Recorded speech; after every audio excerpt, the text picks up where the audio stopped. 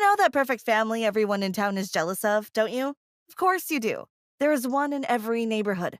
Their house has these family pictures showing how beautiful, how well balanced, how happy they are, smiling straight to the camera, dressed to the nines. Well, that's my family. My perfect, stunningly gorgeous, amazingly wealthy, reputation obsessed family. My dad owns several companies worth billions of dollars each. He's been in the top 50 lists in Forbes for years and years. And my mom is a former beauty queen who has been assigned as a director of one of my father's massive companies. You might think that she just sits there and pretends to look busy while others do the real work. But you'd be wrong. She is brilliant and super strict as well, both with her employees and at home. But before we move on, like this video, hit that subscribe button and activate the notification bell. This will let you live 20 amazing years longer. Trust me, it works. Except for when it comes to my older brother, that is. Tobias was their miracle baby. Why? Apparently, mom and dad tried to get pregnant for years and nothing happened. After attempting in vitro insemination and other medical techniques, they completely gave up. The very next month, mom realized she was pregnant. She called it an absolute miracle, even if the doctors claim it's usual, due to the anxiety levels finally being lowered once the pressure is no longer there. So you better believe that Tobias was a spoiled brat. With him, my mom wasn't strict or demanding at all. Everything he did was great, no matter how much he messed up. He was a little brat, if you ask me. Whenever a teacher had something bad to say about Tobias, mom would huff and reply, "I think you might be thinking about another kid, because my Tobias would never do anything like that." And if there was a witness to support the accusation, she would brush it off, adding, "They have it in for my little boy. You know our family is wealthy. They're just jealous. Pay them no attention. I assure you Toby is perfectly innocent. Oh, and wasn't the school requesting funds for an extension of the library? I could write a check right now, you know." Yeah, she'd write a check every single time Tobias got himself in trouble, just to bail him out. It was that simple and that messed up. 3 years after their miracle baby was born, I arrived in their home, their only daughter. That was nice, sure, but I was a girl, and they really wanted another boy.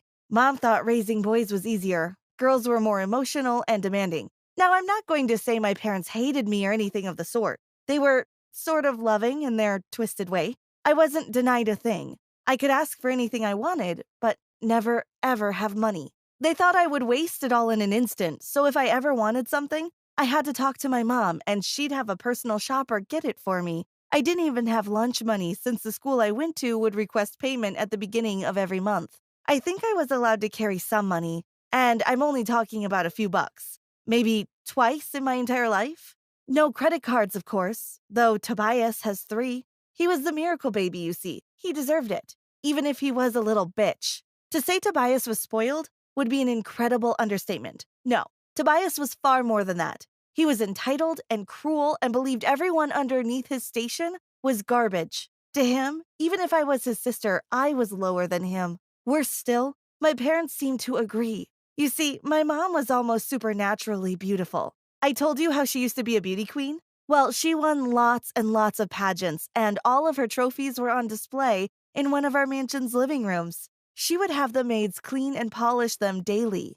"Come here, Vera," she would call me to her side while we stared proudly at the awards. "See these? You could win a few as well. Not as many, though, because, well, it was then that she gave me this judgmental look and sigh heavily, as if I was a burden. Well, you know. But if you wore makeup every morning and went to the hairdresser every week, there would be a pretty young lady there. Don't you think I'm pretty, Mom?"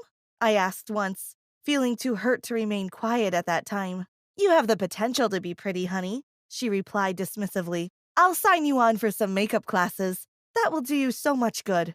I was heartbroken, believe me. And it wasn't the first nor last time she said something like that to me. What's more, they forced me to take the makeup class and practice every day. Dad would look at me when I walked down the stairs and sighed, shrugging.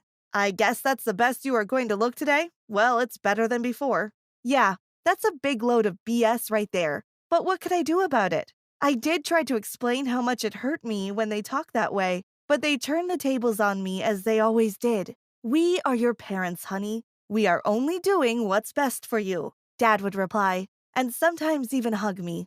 Hugs and kisses were super weird in my house. They came once every blue moon. And then there was Tobias. Good Lord, Tobias was a nightmare. In my parents' eyes, he could do no wrong. They never even believed he could be lying. So if Tobias said something, it was immediately considered the truth. I think this turned my brother into a complete psychopath. Or maybe he was just born that way and my parents unwittingly pushed him even further into madness. He would go around the mansion destroying random stuff just because. Then he would blame it on a maid, who was promptly fired, or on me, and I got scolded. I never knew what fresh hell Tobias had planned for all those who worked for my parents and for me. And heavens forbid I ask a friend to stay over. He would stalk her mercilessly until she freaked out and left or confronted him and was told to leave. I decided it was not worth the effort, so I just went to my friends' homes if I wanted to hang out with them. It's incredible how normal those other houses seemed, even if they were so much smaller than my family's massive mansions. Mom would still pretend she was a beauty queen sometimes. Oh boy, that was insane. She dressed up in one of her tight contest dresses, which she still fit in, which was, in fact, kind of admirable. Then she'd put on a crown and walk elegantly around the house, waving and smiling like a Barbie doll. I had to clap at her when she walked by, or she'd get terribly grumpy after her little game was over. And my dad? Oh, that man. He seemed to think I was not only ugly without proper makeup, but too dumb to handle finances at all. He had to approve every single purchase I made and refused to give me just the smallest allowance. I lived in luxury, yes, but my every purchase was analyzed, judged, and then delivered to me if deemed appropriate. I felt judged every step of the way, and it was eating away at my confidence. Though I lived in luxury, I would have rather spent my time in a tiny house without any incredible furniture and comforts, all to escape the chaos my family was. Because my mom and dad weren't just mean to me, they were mean to each other. Dad would tell Mom that once upon a time she was beautiful, but, well, let me tell you his exact words. "Look at you now, Agatha. You are a washout. If you weren't smart and could help me with my company, I'd find a new model in a second." And my mom, with her usual snark, would immediately snap back. "Oh, that's okay, dear, because when you get too old to even go to work, I'll find myself a nice little toy boy and keep half of everything you own." Then they would laugh bitterly as if it was some sort of joke, when we all knew they were deadly serious. At 17, I simply couldn't take it any longer. Yes, I knew in a year I'd be free, but I couldn't wait that long. So I did something incredibly foolish. I never had any money on me, as I explained, but knew where the family's emergency fund was kept at our mansion. So one night while my parents and insane brother slept, I slipped into the safe. Oh yes, it wasn't just a tiny one. It was a big walk-in safe, big enough to be a room. I snuck it all inside a traveling bag. Well, not all, just the bills, because there were also jewels, gold ingots, and other heavy stuff. I needed to travel light. I couldn't believe this is what my parents considered to be an emergency fund. What kind of emergency fund would require millions of dollars to be stuck inside the mansion in currencies, gold, and jewels? In the dead of the night, I escaped my home. I never wanted to go back. So I bought a one-way ticket to the furthest place from our town I could get that very night. It wouldn't be enough, but then I could take another bus and another until I was on the other side of the country and far from those insane folks. Now, my plan didn't work. It was never meant to work because I forgot an important factor. My dad's private security guards. They didn't just stand around the mansion's grounds as I have previously believed. They had many other tasks assigned to them, and apparently, Dad wanted me back at once. It took them less than half a day to find me and drag me back home. My dad was furious.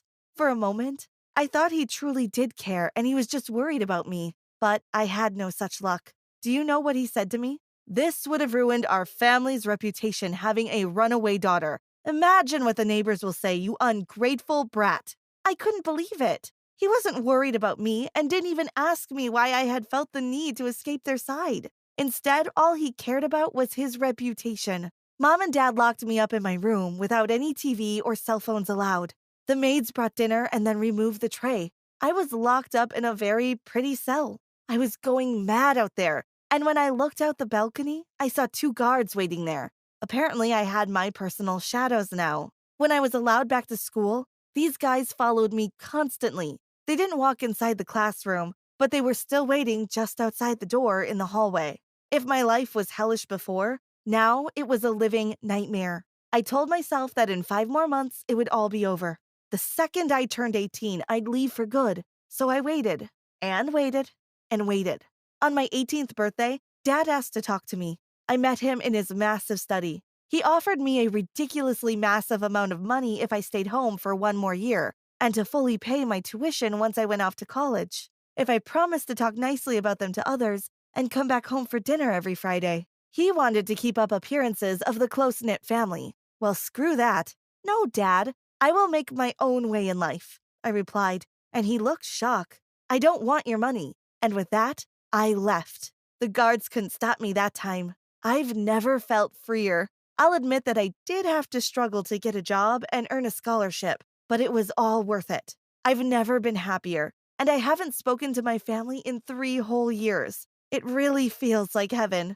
Thank you for watching. What's the worst thing your family has ever done to you? Let us know in the comments. Don't forget to subscribe and check out other videos on the channel.